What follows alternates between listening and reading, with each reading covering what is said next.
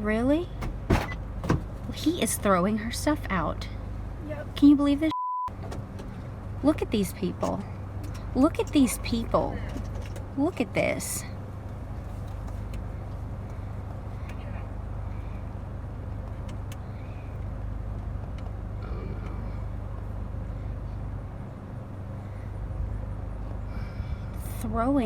Throwing stuff. Thank you. Can you pop your trunk, Alyssa? Thank you. Just in case anything crazy happens. Can't trust these kind of people. Don't ever forget what you've done to me and with your mother. You understand? Don't ever forget that. And this is how people treat their children. So my name is Becca Bowers. I am a provisional licensed professional counselor. I think it's really important to note that it's not that LGBTQ persons struggle with anxiety because of how they identify. It's more of how the community works with them or doesn't work with them. That's what causes a great deal of anxiety. I have a lot of young people who want to continue identifying with their choice of religion and really feel like they can't. Or their parents want to continue going to church at the place that they all grew up at, but the parents are like, if I'm going to support my child, I can't go to church anymore. So they have this dual reality suddenly, as if the world around them is crumbling. Even if you're just now seeing something that is abnormal to you, I think actually that's kind of more beautiful because they're getting to show something that they've been safe with. And so for a while, they have been hiding something and they've been masking it. And not because they didn't like it. It was more because they were afraid of your reaction. And so once they actually decide, then either one, they've identified you as safe enough, or two, they have said it doesn't matter anymore. I want to do what I want to do. And they've worked on their own core strength to be able to actually go out and give out some of that information and identify like they want to. Coping with it makes it seem more that the issue is like coming out. And a lot of people think that. They think like, oh, well, if you wouldn't have come out, you wouldn't have had so many problems. But it goes back to that original position of LGBTQ identifying persons aren't having struggles with mental health because of their identification. They're having struggles because of how people identify with them or towards them. And so paying attention to that kind of stuff, even with clients, is a huge breakthrough because they're like, okay, it's not me. And for a long time, that's the way it's presented to them is if I come out, I have the issue, rather than if I come out, they have the issue with me.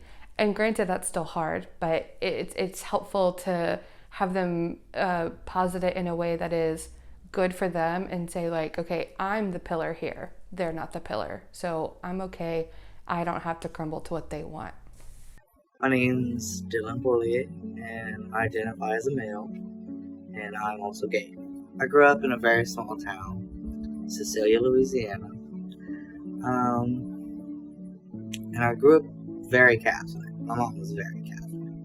So being gay was kind of like something you had to keep to yourself. So, obviously there was always that double life, always being scared of saying the wrong thing and stuff like that. But I think when I decided to come out as gay, it was after a very traumatic experience in my life. I finally admitted to my mother that I was gay, and she, of course, I was scared, but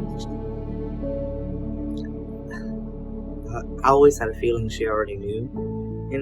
I was 13, so your mother always knows. My stepdad found out, and he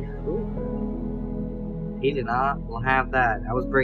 He told me I was bringing evil into his house. Just because people thought I was gay, they picked on me, and I guess people felt that because I was gay, I was weak. So I think after my dad committed his suicide in 2009, that really kind of gave me the push to be who I want to be, And I always felt like he was kind of hiding away a life of his own. Because it was so unexpected. I came out when I was a sophomore in high school to my older sister, Justice. And I was like, I got something to tell you. And she was like, what? Let me guess. You're gay. And I was like, how the hell did you know? And then she was like, I've always known. And she was like, all right, cool. And then she took me to Burger King. I had a meltdown. We talked about it for a while. She was cool with it. The only arguments me and her have ever had since we've been together, which will be 3 years in April, is my family and her family.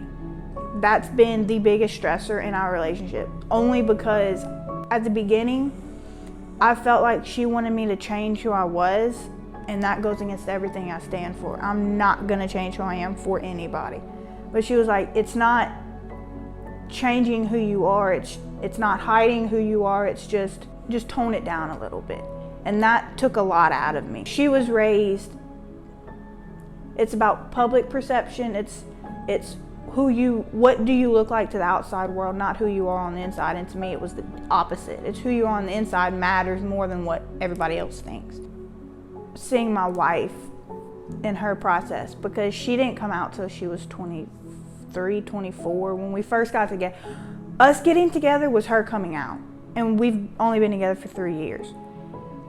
And she was previously married to a man, only outly dated men. So to her family, it was like, they blamed me for like, I corrupted her, I turned her gay, I did all this.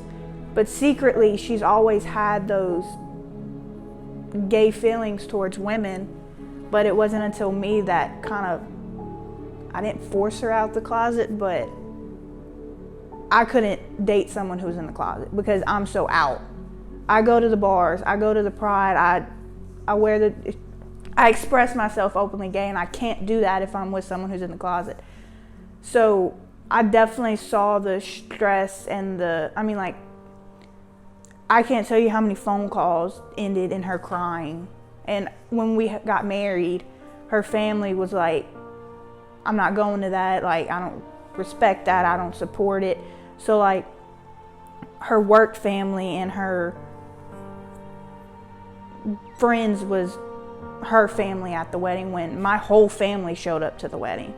And I've always had that stress, like, I don't want her to blame me for losing anybody, and I don't want her to blame me for anything that she feels.